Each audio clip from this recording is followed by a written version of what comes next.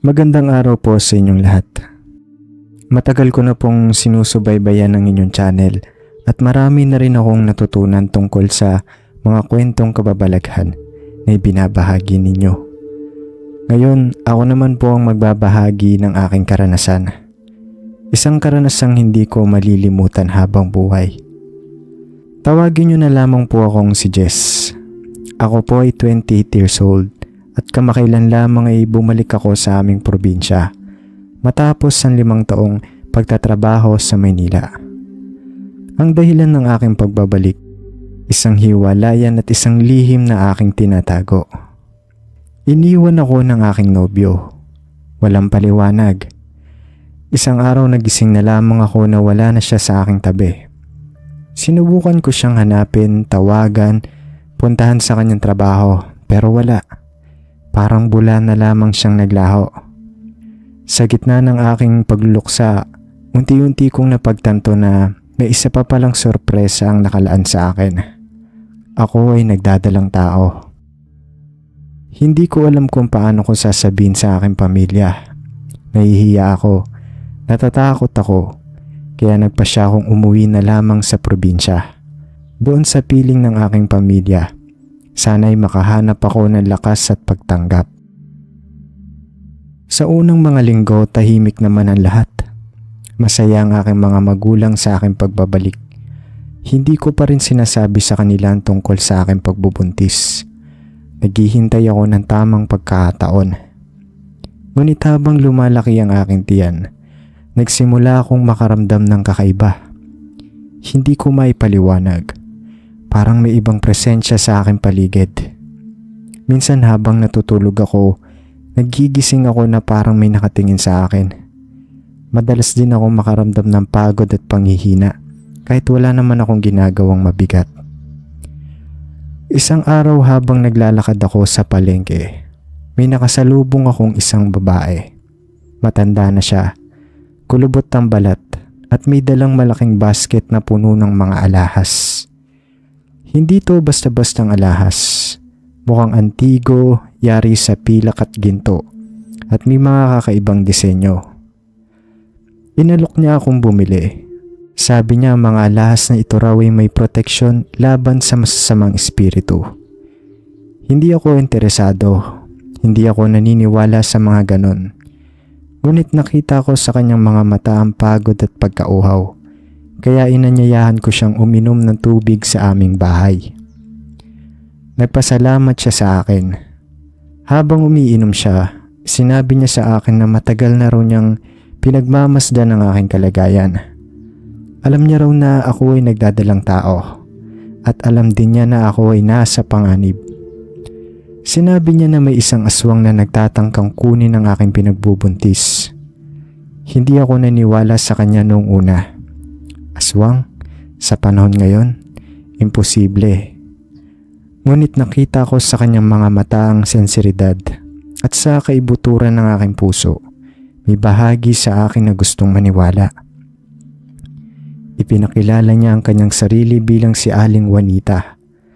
Dati raw siyang albularya, ngunit matagal na siyang tumigil sa kanyang mga gawain. Sabi niya ang mga alahas na kanyang binebenta ay mga anting-anting na nagtataglay ng proteksyon laban sa masasamang elemento. Binigyan niya ako ng isang anting-anting. Ito ay isang maliit na supot na yari sa pulang tela. Sa loob nito ay may lamang asin, bawang, luya at isang maliit na krus. Sinabi niya na dapat ko raw itong dalhin sa lahat ng oras. Dapat ko rin daw itong ilagay sa ilalim ng aking unan tuwing ako ay matutulog. Pagka-uwi ko sa bahay, sinunod ko ang lahat ng sinabi ni Aling Juanita. Hindi ko alam kung bakit, pero pakiramdam ko ay ligtas ako kapag hawak ko ang anting-anting. Sa mga sumunod na araw, mas naging alerto ako sa aking paligid. Sinusubukan kong alamin kung sino ang aswang na sinasabi ni Aling Juanita. Tinitignan ko ang mga aking kapitbahay, ang mga taong nakakasalubong ko sa palengke, ang mga taong nakikita ko sa simbahan. Lahat sila ay pinaghihinalaan ko. Isang gabi habang natutulog ako, nagising ako sa isang kakaibang ingay. Parang may kumakaluskos sa aking bintana. Dahan-dahan akong bumangon at sumilip sa labas. Nakita ko ang isang anino na gumagalaw sa dilim. Hindi ko makita ang kanyang muka, pero alam kong may nakatingin sa akin. Kinabukasan nalaman ko na may namatay sa aming barangay. Ang namatay ay ang aming kapitbahay na si Marta. Siya ay medyo may edad na at may sakit. Nagdadalang tao din siya noon. Ngunit ang sabi ng mga tao, hindi raw siya namatay sa sakit. Sabi nila inaswang daw siya. Nanlamig ako sa aking narinig. Si Marta, ang aming kapitbahay, di ako makapaniwala. Ngunit sa kaibuturan ng aking puso, alam kong totoo ang sinasabi nila. Naaalala ko ang mga araw na nakikita ko si Marta na nakatanaw sa bintana. Naaalala ko ang mga araw na nakikita ko siyang nakatayo sa labas ng aming bahay. Naaalala ko ang kanyang mga ngiti, ang kanyang mga tingin. Ngayon ko lamang napagtanto na mawawala siya agad. Kinagabihan hindi ako nakatulog. Natatakot ako. Alam kong ako ang susunod na target ng mga aswang. Alam kong gusto nilang kunin ang aking pinagbubuntis. Napagpasyan kong pumunta kay Aling Juanita. Kailangan ko ang kanyang tulong. Kailangan ko ang proteksyon niya. Pagdating ko sa kanyang bahay, sinalubong niya ako ng isang malungkot na ngiti. Alam na raw niya ang nangyari. Sabi niya matagal na raw niyang alam na may aswang sa aming probinsya. Sabi niya matagal na raw niyang alam na si Aling Marta daw ang aswang. Sinabi niya sa akin na hindi pa tapos ang laban. Sabi niya kailangan kong maging matapang. Kailangan kong protektahan ang aking sarili at ang aking anak. Binigyan niya ako ng isa pang anting-anting. Ito ay isang maliit na bote na may lamang langis. Sinabi niya na dapat ko raw itong ipahid sa aking tiyan tuwing gabi. Sabi niya ang langis na ito ay may proteksyon laban sa aswang. Tinuruan niya rin ako ng mga orasyon. Mga panalangin na dapat kong bigkasin tuwing ako ay natatakot. Mga panalangin na magpapalakas sa aking espiritu. Pagka-uwi ko sa bahay, sinunod ko ang lahat ng sinabi ni Aling Juanita. Nagpahid ako ng langis sa aking tiyan. Binigkas ko ang mga orasyon. Hindi ko alam kung gumagana ba ito, pero pakiramdam ko ay mas ligtas ako. Sa mga sumunod na araw, hindi na ako lumabas ng bahay. Nagkulong ako sa aking kwarto. Natatakot ako na baka makasalubong ko ang aswang. Isang gabi habang natutulog ako, nagising ako sa isang malakas na kalabog. Parang may sumusubok na sirain ang aming pinto. Nanginginig ako sa takot. Alam kong ito na ang katapusan. Alam kong ito na ang araw na kukunin ng aswang ang aking anak. Ngunit hindi ako sumuko. Kinuha ko ang anting-anting at mahigpit itong hinawakan. Binigkas ko ang mga orasyon. Paulit-ulit, walang tigil. Biglang tumigil ang kalabog. Natahimik ang lahat. Akala ko ay umalis na ang aswang. Ngunit mali ako. Maya-maya narinig ko ang isang mahinang boses. Isang boses na pamilyar sa akin. Isang boses na nagpataas ng aking balahibo. Jess, buksan mo ang pinto. Ako ito, si Aling Juanita. Sabi ng boses. Hindi ako sumagot. Alam kong hindi si Aling Juanita ang nagsasalita. Alam kong ang aswang ang nasa likod ng pinto. Huwag kang matakot, kaibigan mo ko. Gusto ko lang makita ang iyong anak. Sabi pa ng boses. Hindi pa rin ako sumagot. Mas lalo kong hinigpitan ang hawak sa anting-anting. Mas lalo kong pinabilis ang pagbigkas sa mga orasyon. Biglang sumigaw ang boses. Isang sigaw na punong-puno ng galit at poot. Bubuksan mo ang pinto o sisirain ko ito. Sigaw ng boses. Hindi ako natinag. Alam kong kung bubuksan ko ang pinto, katapusan ko na. Maya-maya nagsimulang sumira ang aswang sa pinto. Malakas ang kanyang kalmot. Ramdam ko ang panginginig ng aming bahay. Alam kong hindi ko kayang pigilan ng aswang. Ngunit hindi ako susuko. Lalaban ako hanggang sa huli. Kinuha ko ang isang kutsilyo sa kusina. Ito ang tanging sandata na meron ako. Nang tuluyan ng masira ng aswang ang pinto, handa na akong lumaban. Nakatayo ako sa gitna ng aking kwarto, hawak ang kutsilyo at naghihintay sa kanyang pagdating. Pumasok ang aswang sa aking kwarto. Nakita ko ang kanyang tunay na anyo.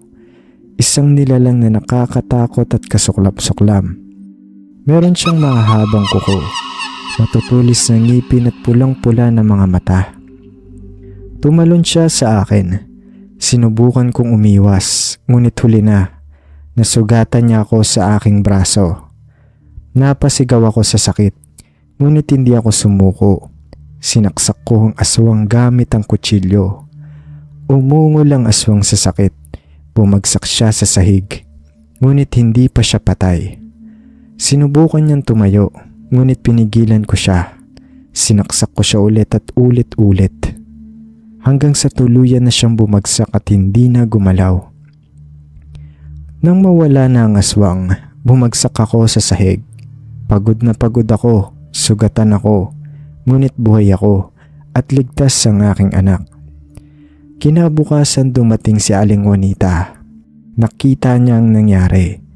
Ngumiti siya sa akin. Sabi niya, ipinagmamalaki niya ako.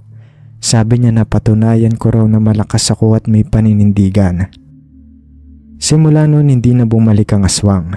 Nagpatuloy ako sa aking buhay. Ipinanganak ko ang aking anak. Pinalaki ko siya ng may pagmamahal at proteksyon. Ngayon gusto kong ibahagi ang aking kwento sa inyo. Gusto kong malaman ng mga tao na may aswang. Gusto kong malaman ng mga tao na may mga nilalang na nagtatago sa dilim. Naghihintay ng pagkakataon para sumalakay sa ating kahinaan. Ngunit gusto ko rin malaman ng mga tao na hindi tayo dapat matakot. Meron tayong lakas sa ating sarili. Meron tayong pananampalataya. At kung magtutulungan tayo, kaya nating labanan ng anumang kasamaan. Maraming salamat po sa inyong oras. Sana'y nakapagbigay ako ng aral sa inyo. Lubos na gumagalang, Jess.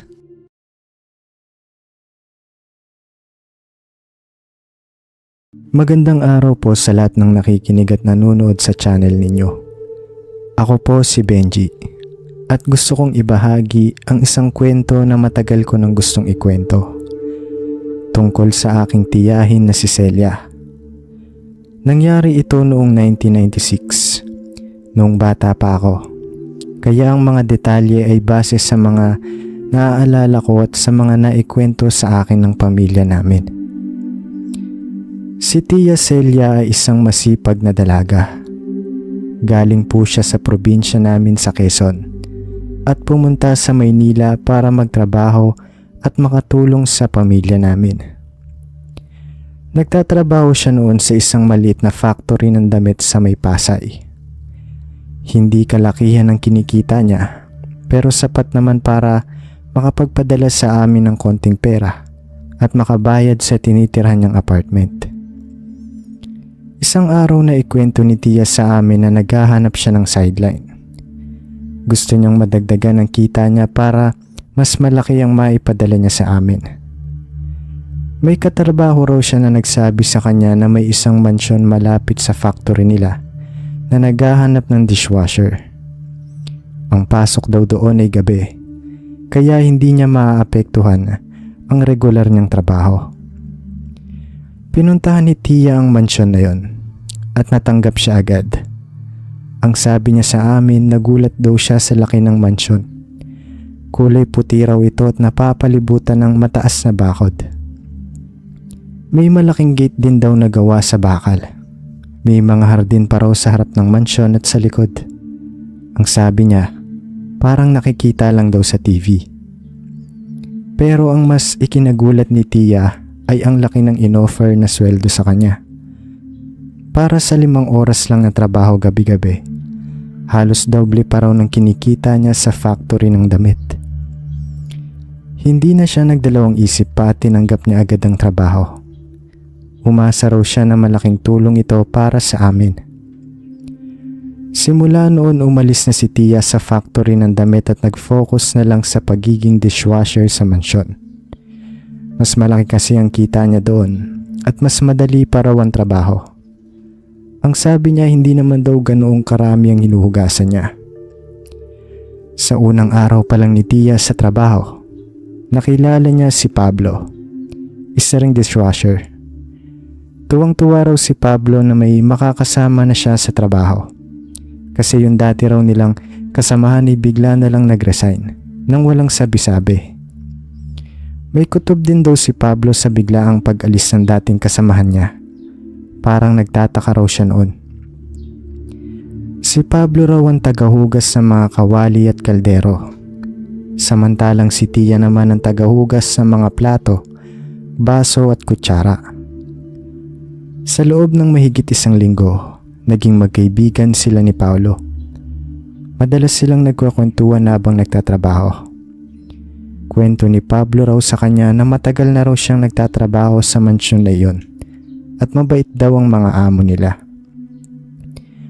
Isang gabi habang naguhugas sila ng mga plato, sinabi ni Pablo kay Tia ang mga dapat niyang gawin sa trabaho. Mahigpit daw na ipinagbabawal sa kanila na pumasok sa loob ng kusina. Maliban na lang kung kailangan nilang maghatid ng pagkain. At bago raw sila maghugas sa mga plato, kailangan muna nilang iserve ang pagkain sa mga bisita sa mansyon. Sila raw kasi ang tagapagsilbi. Ang sabi ni Tia sa amin, ang mga bisita raw sa mansyon ay pawang mayayaman. Nakasuot daw ng magagarbong damit at alahas. Marami raw sa kanila ay mga banyaga. Tuwing gabi nagkakaroon daw ng malaking handaan sa mansyon. Maraming pagkain at inumin. Masasaya raw sila habang nag-uusap at nagtatawanan. Pero parang may nararamdaman daw nakakaiba si Tia. Hindi niya maipaliwanag, pero parang may mali raw. Ang sabi niya, parang ramdam daw niya na may tinatago ang mga tao sa mansyon. Hindi raw siya mapakali. Isang gabi habang naguhugas siya ng mga plato, napansin ni Tia ang mga tira-tira na pagkain sa plato. Karaniwan naman daw na may mga tira-tira sa plato, pero may napansin siyang kakaiba. Nakakita raw siya ng ngipin ng isang tao sa isang plato. Nanlaki raw ang mga mata niya sa gulat. Hindi raw siya makapaniwala sa nakita niya. Kinabukasan hindi na nawala sa isip ni Tia ang nakita niyang ngipin. Inisip niya na baka nagkakamali lang siya. Pero sa sumunod na gabi, habang naghuhugas siya ulit ng mga plato, nakakita naman siya ng kuko ng isang tao sa isa pang plato. Doon na raw siya nakumbinsi na may mali talaga sa mansyon. Sinabi ni Tia kay Pablo ang mga nakita niya sa mga plato. Nagulat din daw si Pablo. Sinabi niya na nakakapagtaka raw yun at hindi raw niya alam kung ano ang ibig sabihin nun. Pero pinayuhan ni Pablo si Tia na wag na lang daw itong pansinin at baka magalit ang mga amo nila. Ilang araw ang lumipas, biglang hindi na pumasok si Pablo. Nagtaka si Tia kung bakit. Ang sabi ng amo nila sa kanya, nag-resign na raw si Pablo. Pero hindi raw naniniwala si Tia. Alam niya raw na may nangyaring masama kay Pablo. Sinabi raw ng amo nila kay Tia na maghahanap daw sila ng kapalit ni Pablo para may makasama siya sa trabaho. Pero hindi na raw mapakali si Tia. Ramdam niya na nasa panganib siya. Kinagabihan hindi na nakatulog si Tia. Hindi siya mapakali. Nagdesisyon siyang magsumbong sa mga pulis. Sinabi niya sa mga pulis ang lahat ng kanyang napansin sa mansyon, pati ang tungkol sa ngipin at kuko na nakita niya sa mga plato. Agad na sinugod ng mga pulis ang mansyon. Pero pagdating nila doon, wala na silang naabutan. Walang tao, walang gamit, walang kahit ano. Parang bigla na lang naglaho ang mansyon. Hindi na rin nila nakita si Pablo. Pagkatapos ng insidenteng yon, bumalik na si Tia sa probinsya namin. Natakot na raw siyang bumalik sa Maynila. Hindi na rin siya nagtrabaho pa ulit. Sabi niya, mas gusto na raw niyang magtanim na lang ng gulay sa bukid. Hanggang ngayon, hindi pa rin namin alam kung ano talaga ang nangyari kay Tia Celia sa mansyong yun. Pero naniniwala kami na may kinalaman ito sa mga aswang. Ang sabi kasi ng mga matatanda sa amin, maraming aswang sa Maynila noong panahong yun. Baka raw isa sa kanila ang amo ni Tia Celia sa mansyon. Ito po ang kwento ng aking tiya na si Celia. Sana po ay nagustuhan ninyo. Salamat po sa inyong oras.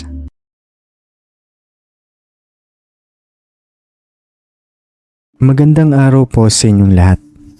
Muli ako po ito, si Lando.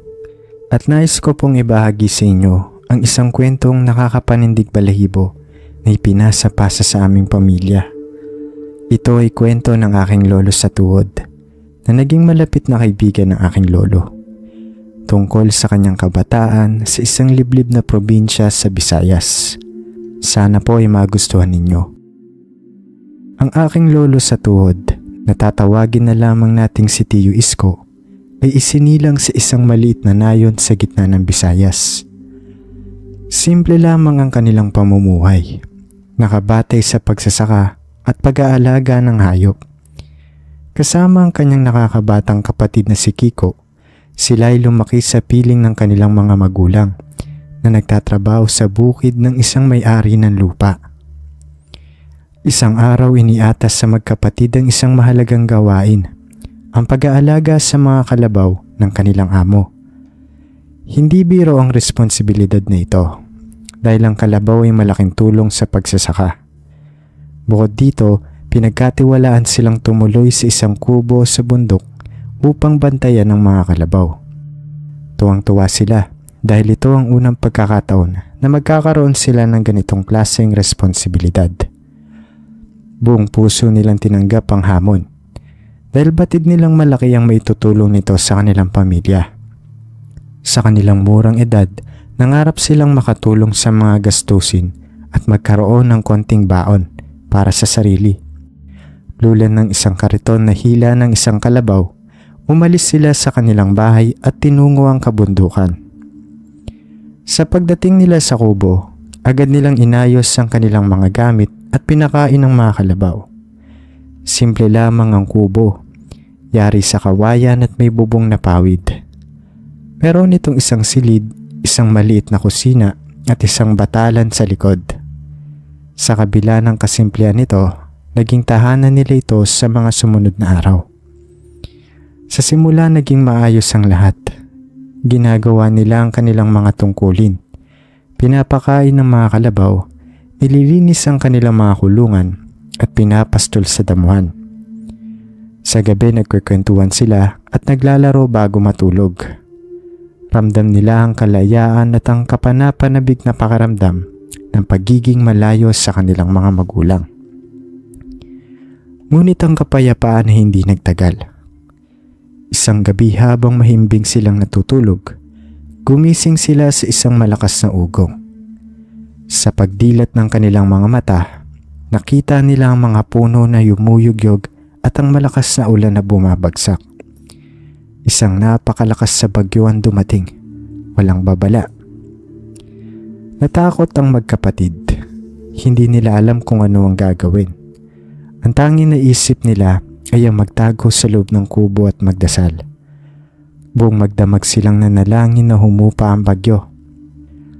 Kinabukasan tumila ang ulan, ngunit ang pinsala ay malawak. Ang mga puno ay nagbagsakan, ang mga daan ay natabunan ng lupa, at ang ilog ay rumaragasa. Hindi sila makalabas ng kubo. Isang linggo silang nakulong sa bundok, walang sapat na pagkain at tubig. Sa mga araw na yon, naging saksi sila sa bagsik ng kalikasan. Nakita nila ang kapangyarihan ng hangin at ulan na sumira sa lahat ng kanilang dinadaanan. Natutunan din nila ang halaga ng pagtiyatiyaga at pagtutulungan. Kinailangan nilang magtulungan upang makaraos sa araw-araw. Isang araw napansin nilang kulang ang isa sa mga kalabaw. Hinanap nila ito sa buong paligid, ngunit hindi nila ito makita. Nang maglaon natagpuan nila ito sa isang liblib na lugar. Wala ng buhay. Ang tiyan nito ay punit at wala ng lamang loob. Labis silang natakot sa kanilang nakita. Hindi nila alam kung ano ang nangyari sa kalabaw. Hindi nila maintindihan kung paano ito nangyari. Sa kanilang murang edad, hindi pa nila naranasan ng ganitong klaseng karahasan. Sa gitna ng kanilang pagkabahala, nakita ni Kiko ang isang bahay kubo sa di kalayuan. Sa pag-aakalang meron silang matutuluyan, nagpasya siyang puntahan ito. Ngunit sa kanyang pagdating, isang nakakatakot na eksena ang sumalubong sa kanya. Nakita niya ang isang pamilya na nagkakagulo. Mayroon isang matandang lalaki na may sugat sa pisngi at ang kanyang pamilya ay nagtatangkang tulungan siya. Sa kanyang hinala na ang pamilyang yon ang pumatay sa alagang kalabaw nila, nawala sa sarili si Kiko at sinugod niya ang pamilya. Doon niya nasugatan sa pisngi ang matandang lalaki nang hinarangan siya nito. Sa pagtatangkang makahanap din ng pagkain, kinuha ni Kiko ang mga imbak nilang gulay at kamote. Pero dahil sa dami nito, itinapon niya ito sa daan habang siya ay tumatakas. Sa takot tumakbo si Kiko pabalik sa kubo. Ikwento niya ang lahat sa kanyang kapatid. Labis silang nag-aalala sa maaaring mangyari. Batid nilang nagalit ang pamilya at maaaring magiganti sila. Hindi sila nagkamali. Kinagabihan nagsimula silang makarinig ng mga kakaibang ingay sa paligid ng kubo. Mga kaluskos, mga halinghing at mga tawanan na nakakapanindig balahibo. Alam nilang hindi sila nag-iisa. Nararamdaman nilang may nagmamasid sa kanila. Natuklasan nila na ang pamilya na kanilang sinugod ay hindi ordinaryong pamilya. Sila ay mga aswang, mga nilalang na nagtatago sa dilim at naghahanap ng makakain. Ang sugat na natamo ng matandang lalaki ay nagpabago sa kanila. Gusto nilang magigante. Buong gabi silang nakatutok sa bintana, nagbabantay sa mga aswang. Nakita nila ang mga anino na gumagalaw sa paligid ng kubo. Naririnig nila ang kanilang mga bulong at talakak. Ramdam nila ang kanilang presensya, ang kanilang pagnanais na makapagiganti. Ngunit hindi sila basta-basta susuko. Meron silang isang bagay na protekta sa kanila. Isang maliit na supot ng asin na nakasabit sa kanilang pintuan. Ito ay isang lumang paniniwala na ang asin ay nagtataboy sa mga aswang. Naniniwala sila na basta't naroon ang asin, hindi sila mapapahamak. Gayunpaman meron silang isang malaking problema. Hindi sila maaaring lumabas ng kubo. Ang mga aswang ay naghihintay sa labas, handang sumalakay anumang oras. Bukod dito, ang bagyo ay nagdulot ng mga landslide at pagbaha na nagpahirap sa kanila na bumaba ng bundok. Lumipas ang mga araw at lalong naging kritikal ang kanilang sitwasyon. Nauubusan na sila ng pagkain at tubig. Hindi sila maaaring lumabas at hindi sila maaaring bumaba ng bundok. Para silang nakakulong sa isang bangungot. Sa desperasyon, nagpasya silang gawin ng isang bagay na hindi nila inaakala. Kinain nila ang karne ng namatay na kalabaw. Alam nilang ito ay marumi at maaaring magdulot ng sakit. Ngunit wala silang ibang pagpipilian. Kailangan nilang mabuhay. Sa kabutihang palad, nakayanan nila ang pagkain ng kalabaw. Nakakuha sila ng sapat na lakas upang makaraos sa isa pang araw. Ngunit alam nilang hindi ito pang matagalan. Kailangan nilang makahanap ng ibang paraan upang makatakas. Isang araw habang nagbabantay sila sa bintana, nakita nila ang isang grupo ng mga tao na papalapit sa kubo. Sa kanilang pagtataka, nakilala nila ang kanilang mga magulang. Pagkatapos ng 1 linggo ng paghahanap, sa wakas ay natagpuan din sila. Labis ang kanilang kagalakan nang makita ang kanilang mga magulang. Tumakbo sila palabas ng kubo at niyakap ang mga ito. Sa wakas, ligtas na sila. Ngunit ang kanilang kagalakan ay hindi nagtagal. Nang makita ng kanilang mga magulang ang patay na kalabaw, nagalit sila. Alam nilang malaki ang halaga ng kalabaw at malaki ang kanilang responsibilidad dito. Nalungkot ang magkapatid at humingi ng tawad sa kanilang mga magulang. Ikwento nila ang lahat ng nangyari, mula sa bagyo hanggang sa aswang. Ipinaliwanag nila kung paano nila sinubukang protektahan ng mga kalabaw at kung paano sila napilitang kainin ng isa sa mga ito upang mabuhay. Sa una, hindi naniwala ang kanilang mga magulang.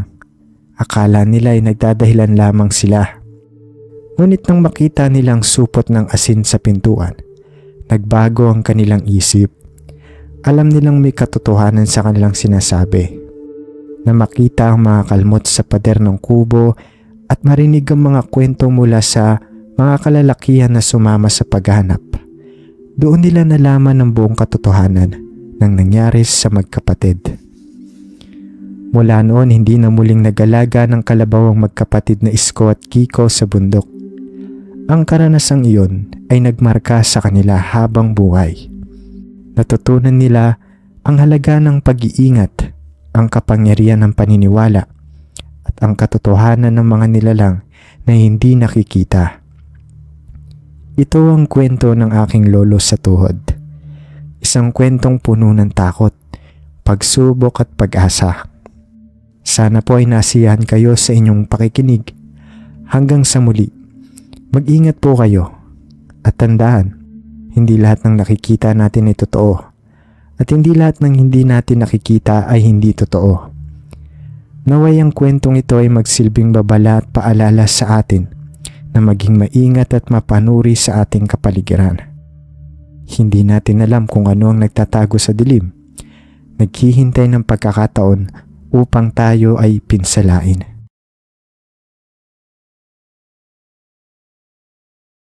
Ako po si Ana.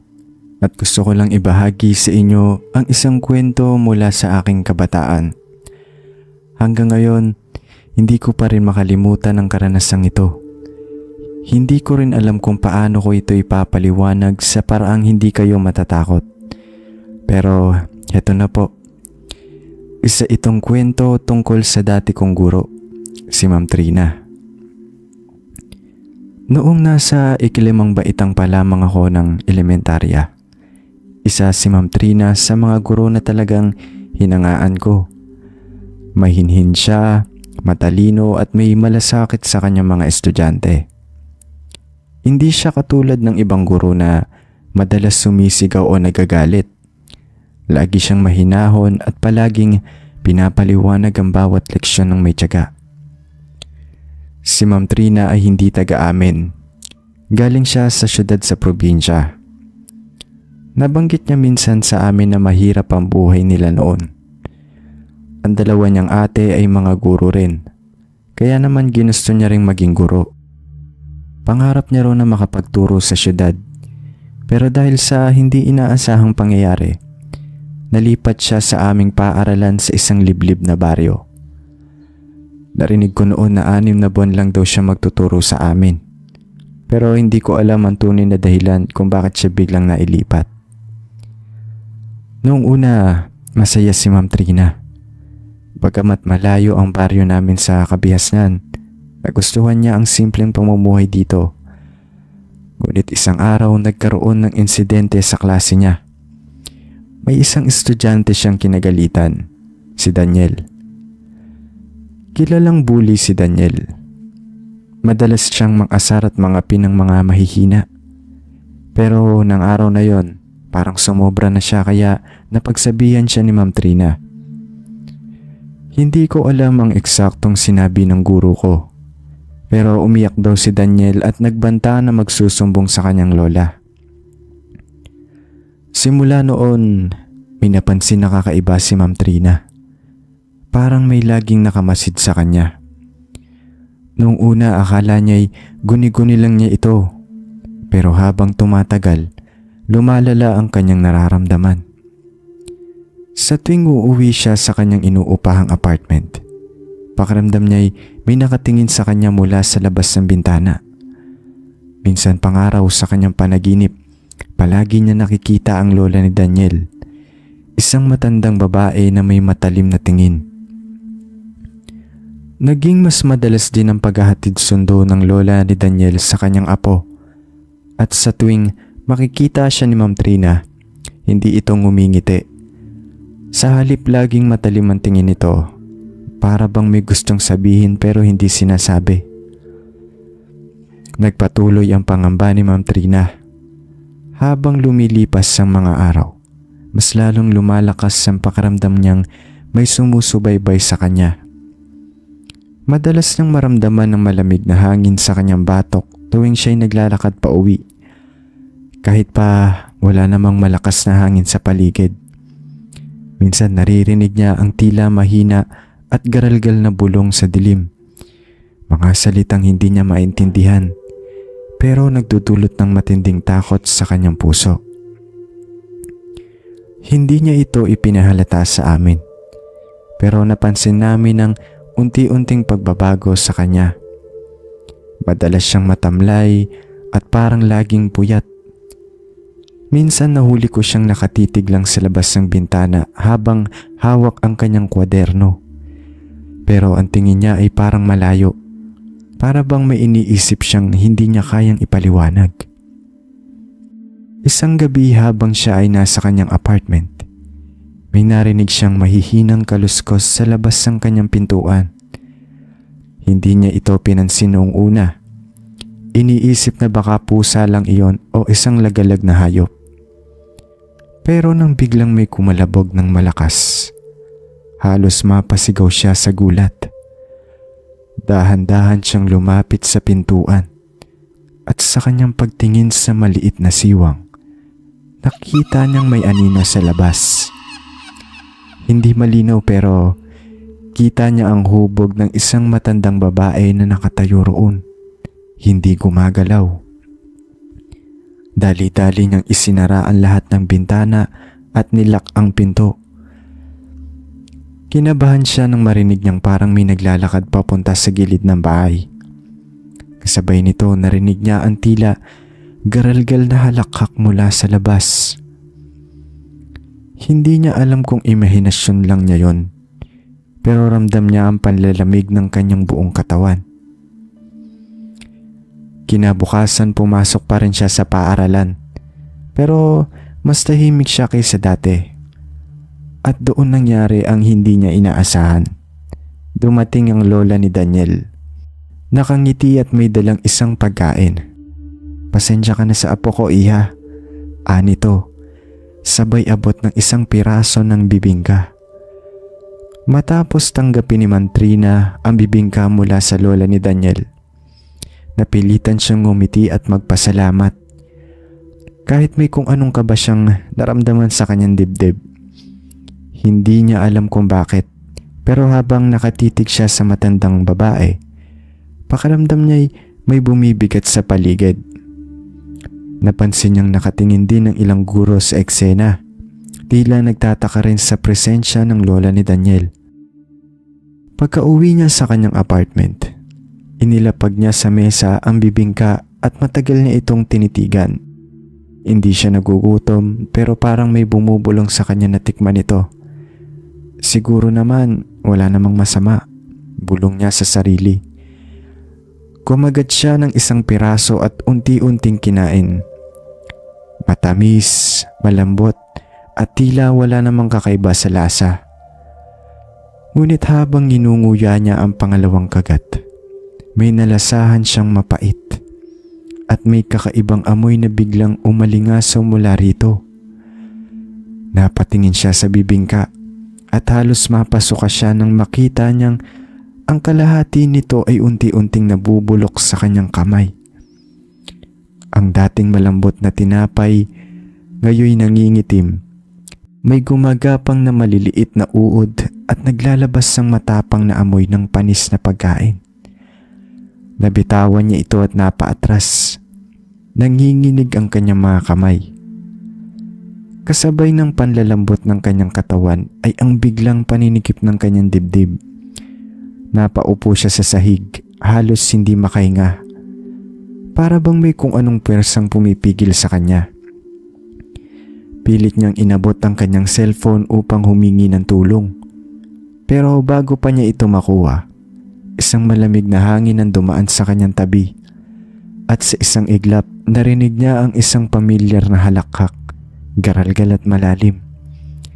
Doon niya napagtanto, may nagbabantay sa kanya at hindi ito basta tao. Matapos ang kakaibang karanasan ni Mantrina sa bibingka, hindi na siya mapakali. Hindi na niya magawang ipikit ang kanyang mga mata nang hindi na alala ang bulok at nakakadiring laman ng pagkain yon. Ang mas nakakakilabot, nararamdaman pa rin niya ang presensya ng isang nilalang na nagmamasid sa kanya tuwing gabi. Lumipas ang ilang araw at mas lalong lumala ang kanyang kalagayan. Laging mabigat ang kanyang katawan. Tila lagi siyang nilalagnat. Pero tuwing pupunta siya sa doktor, wala naman daw siyang sakit. Hindi rin siya nakakatulog sa gabi. Lagi siyang binabangungot. Ang mga panaginip niya, lagi siyang nasa isang madilim na gubat. Hinahabol ng isang nilalang na may mahahabang kuko at nanlilisik na mata. Isang gabi nagdesisyon siyang wag munang matulog. Naghanda siya ng kandila at banal na aklat sa tabi ng kanyang kama. Hindi pa man siya nakakaiglip, may narinig siyang mahihinang kaluskos sa labas ng kanyang bintana. Hindi iyon tipikal na tunog ng hangin o dahon. Parang may kumakalmot sa dingding ng kanyang apartment. Isang bagay na may matatalas na kuko. Napalunok siya at dahan-dahang lumapit sa bintana. Nilingon niya ito ng bahagya at doon niya nakita ang bagay na magpapabago sa kanyang buhay. Isang pares ng pulang mata, nakatitig sa kanya mula sa dilim. Isang nakakatakot na muka ang unti-unting lumitaw mula sa anino at nang matamaan nito ng ilaw mula sa poste sa labas, napansin niyang hindi ito ordinaryong tao. Ang balat nito ay kulubot. Ang bibig nito'y bahagyang nakanganga at ang mahahabang ngipin nito'y kumikislap sa dilim. Napasigaw siya at napaatras. Nanginginig sa takot. Mabilis niyang isinara ang kurtina at nagdasal ng nagdasal. Pero narinig niya ang isang boses sa labas. Isang pamilyar na halakhak. Ang lola ni Daniel.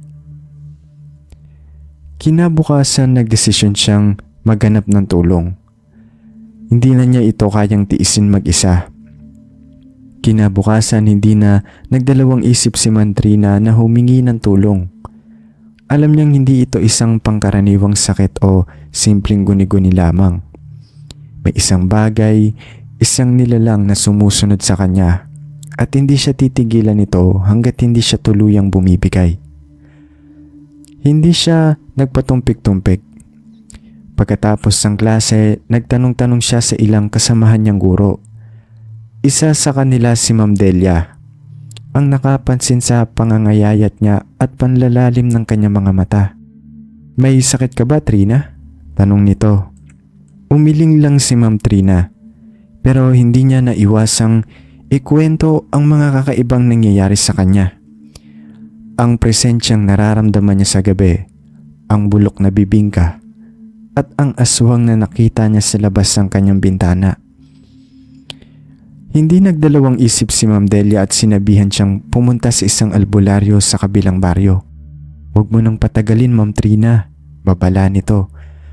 "Kung ano man niyang bumabalot sa'yo, hindi yan basta-basta." Dahil desperado na, agad siyang pumunta sa tinutukoy na albularyo. Isang matandang lalaki na nakatira sa gilid ng kagubatan. Pagkapasok pa lang niya sa kubo nito, agad siyang sinalubong ng matalas na titig ng matanda.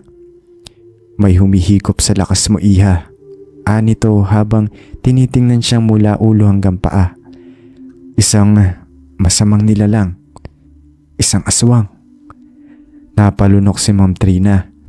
Alam niya ang mga kwento tungkol sa mga aswang, pero hindi niya inakalang magiging bahagi siya ng isa sa mga ito. Itinaas ng albularyo ang kamay niya at pinisil ang kanyang pulso. Ilang sandali lang ay bumuntong hininga ito at bumaling sa isang luma at itim na bote. May naibigay ba sa iyong pagkain ng isang matandang babae? Tanong nito. Halos lumambot ang mga tuhod ni Ma'am Trina sa kaba. Dahan-dahan siyang tumango. Napalakas ang buntong hininga ng matanda. Nilagyan kanya ng sumpa. Anito, isang palatandaan. At kapag tuluyan kang pinanghinaan ng loob, kukunin ka na niya. Nang marinig ito ni Ma'am Trina, halos mawalan siya ng ulirat.